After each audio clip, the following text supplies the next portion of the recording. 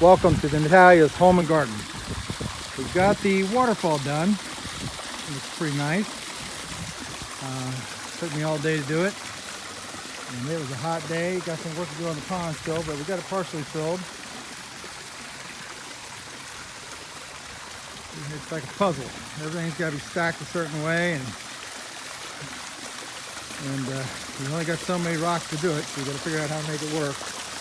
So you see at the bottom here, I've got some flat rocks as a foundation, and then the bigger rocks they tailor in. Then on the back side, I'll show you back here. This will get redone, but this is where all the plumbing's going to go, right down through here.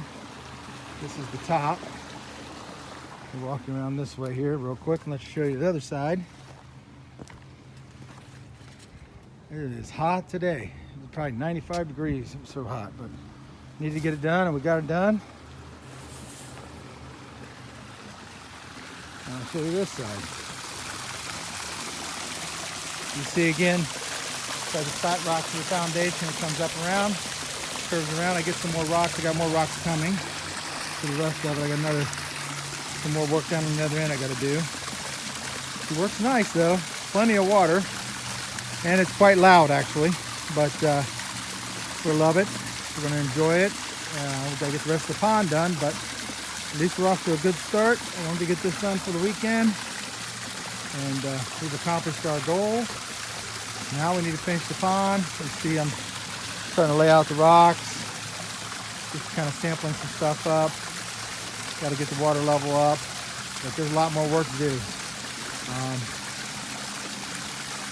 It actually was harder than I thought it was going to be. I'm not going to kid you. I mean, not counting the heat, but just figuring out how to lay the rocks and get them to level out and look halfway decent and look like they belong where they're at, and also stabilize them, because they're going to be there for a long time, and I do not plan on moving them. But like I said, I did not glue anything. I did put some material in to keep the water under control.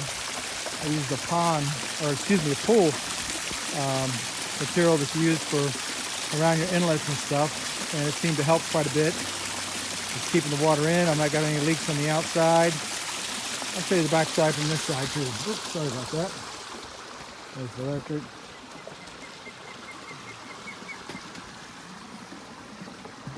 Now what'll happen here is I got a tube. I'm going to put a 90-degree elbow in, go down 90 degree, and then eventually I'm going to run the pump all the way on the other side of the pond, create a basin for it on the outside of the pond. So that's what to do there.